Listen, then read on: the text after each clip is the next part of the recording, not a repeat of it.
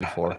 There we go. Oh, we're live. Live. There we go. I guess so. It worked. What is up, ladies and gentlemen? You never know with technology. Speaking about technology, we're talking about all about AI today.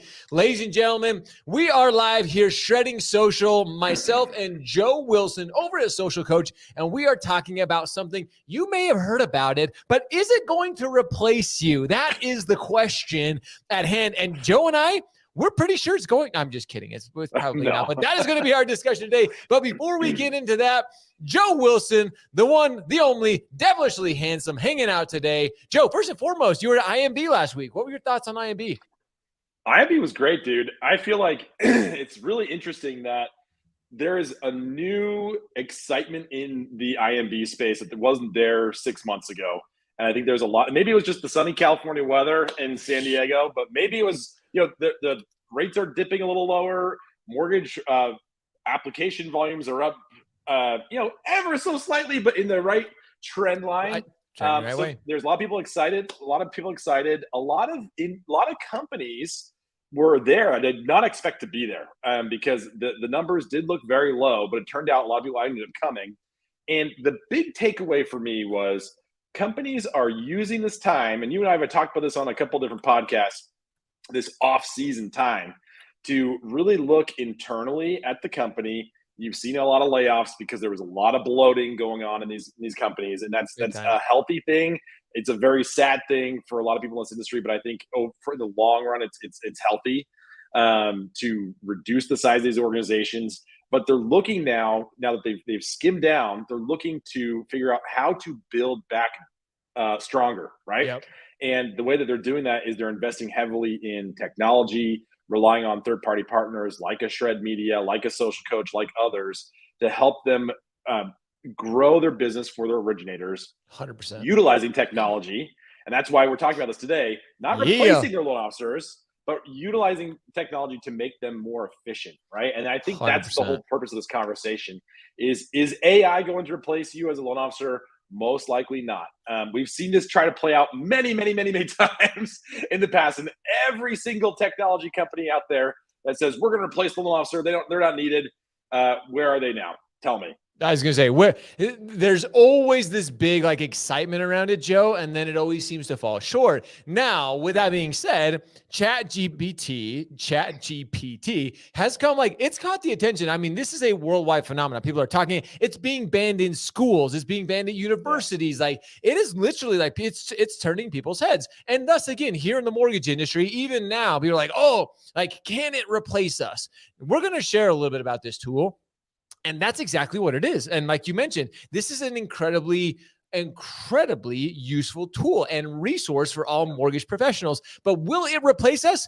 No, for many reasons, especially not now. I mean, number one, I can share my screen. I can't even get the damn thing to work right now because half the time it's broken. So people can't, when trying to buy a home, when going through the home buying journey, people can't have this half work, half not all the time. So Joe, here's the question though, is this is an incredibly powerful resource and tool like you and I always talk about, is being able to utilize it is helpful, but in no way, shape, or form is it even close to replacing the conversation that you and I are having right now. It will not be able to replicate that.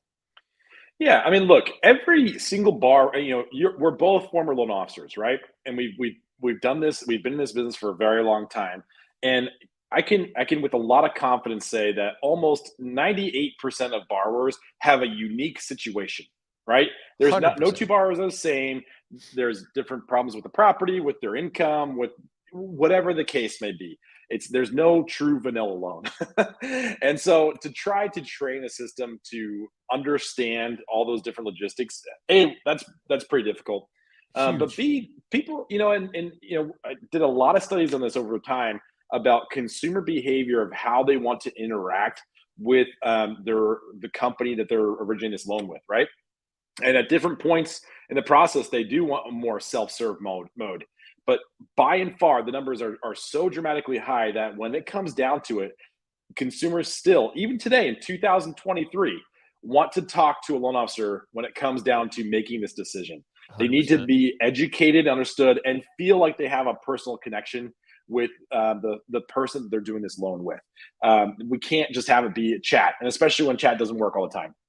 But that's the number one thing, right? I mean, but like early on the process, look, we can use AI tools like ChatGPT and others that will no doubtedly come out in the market to do things like help us prospect, help us stay in touch with our existing clientele, to tell us what we should be doing today, to like look at all these different types of things that you can use your big human brain to then make sense and make it work for whatever type of sales or other activity that you have during your day. And that is just it. It is a directional tool. Again, we keep using the word, it's a tool, it's a resource, and it's incredibly valuable. You and I have both seen the power of what like this chatbot can do. It is very, it can give you great direction on how to interact with clients, how to interact with referral partners. Shoot, you even have an example that we'll share in a second. Like it can write emails for you. Like it can. Let's look at that. Let's look at this. Let's share this because it really was. Again, you and I have played with it on a few occasions, but this one in particular, Joe, this was pretty interesting. Look, I was thinking of a couple different areas that putting myself in my originating shoes. Like, what would I need help with that a chatbot like ChatGPT could use? And so here I came up with a couple different examples that you can try yourself and tweak around with, right? The biggest learning that I found with using this tool over the past couple of weeks is you need to provide it with really good, rich information to get good quality output, right? There's no brain here, and it can't read your brain. So the more information you feed it, the better results you're going to get. And so these are very high level. And what I like to do when I start these things is start very high level and then refine it as I get responses back. So here we asked it to create a marketing campaign that would go over a 3-month period to individuals in my database that I have as past clients to keep in touch, right? I think that's one of those things that you as an originator or, you as an executive to help your originators think about this, or maybe it's your marketing team writing these emails to put into your CRM, right? Think of ways that you can accelerate that time to create that content creation to reduce that as much as quick as possible to get more content out there and see what works, right? Here, you're welcome to check in. Hey, can you give you a quick hello from Joe Wilson or Josh Pitts? Hey, hope you're finding well, whether your finances, et cetera, right? There's a couple ideas here. You can then say, hey, with, if I don't like this response, I can say, hey, with month 2, expand the tips and tricks to be more detailed, right? And then it will come back and it will expand those out. Say, have at least 300 words per tip. And it will actually do that. So you can give it very clear instructions on what you want to do, and it'll come back with those responses. But this is a good starting point. It helps with that writer block. It helps remove the idea of, I don't know what to do, I don't know what to say. You have a mechanism most likely that can help you send these emails out to your database. And if you don't, use MailChimp or any one of these free tools out there. Joe, I want to pause right there because you said something that I want to clarify for everybody that I think is very, very important. This is the starting point. This is the building block. This is just to kind of get you past, you can put an idea in here. Like you said, maybe this isn't perfect for you, but now you have a foundation. So many of us make the excuse of I don't know where to start. This gives you that starting point. This can kind of put you in the right direction. So you can go and put your own, as I love to say, put your own spin on it. Make it you. You don't want to come off as a bot, a world that we live in that is so person to person. People will start to, again, these will improve, but people still know when it's you and when it's not you. That's why you and I love video so much. Why we love that medium is because people can see your inflection. They can see you reacting, but this just gives you that foundational starting point to, like you said, get you past that writer's block and going down the right path. Yeah. And I'll tell you, it's actually interesting. A couple notes on that is this is obviously written by AI, right? And you have to be actually very careful with taking this content and repurposing it as is. If you're going to put it on your website as a blog, or you're going to put this in email, Google itself has this natural language processing tool that reads everything that is out on your website, or reads the emails going out there, and it's looking for spam. It's looking for this content that's created that could be spammy, right? Because you can just put out such a high volume of it all the time. and it will actually get dinged. So if you put a lot of this content on your website, you're Ooh. not going to be ranking high. If you're going to start sending out a large volume of emails that are all AI written, you're going to get blocked. You're going to get blacklisted. So don't do that.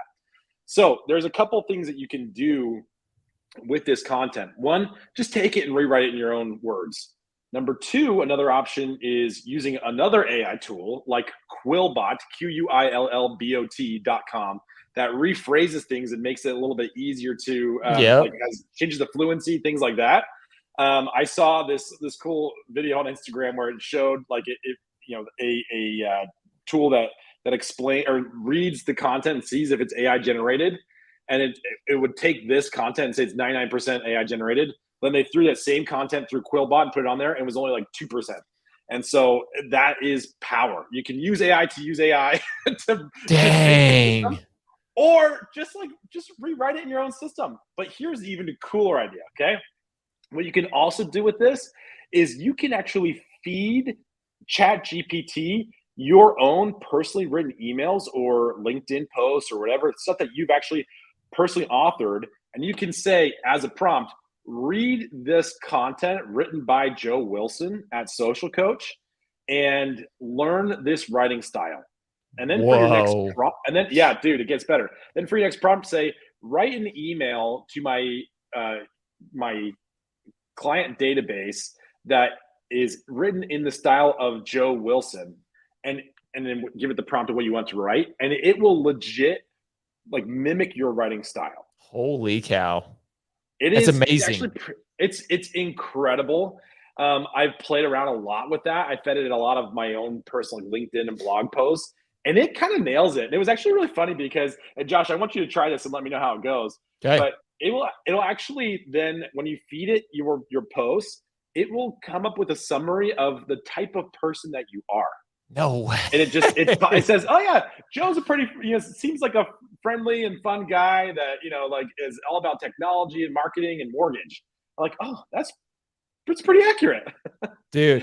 So why we're saying this is that one day you will be replaced by AI, but at the moment, no, but this is training the robots. Exactly. You're training the robot to replace you. To tell it how you want it to say, and then it will just. But again, this is just something that can help. Many of you do struggle, and let's just call it as it. I've talked to a lot of people recently on our Shred You side of things who do struggle with this, whether it is writing or coming up with content ideas. Even though we give them a content calendar, it gives them maybe a little bit like, hey, I want to create a post about this today. It can even give you a little bit more prompt, a little bit more like talking points for you. And again, as it learns how you would say something, it just. Again, it helps you. It is there to be an assistant for you. It will not replace you.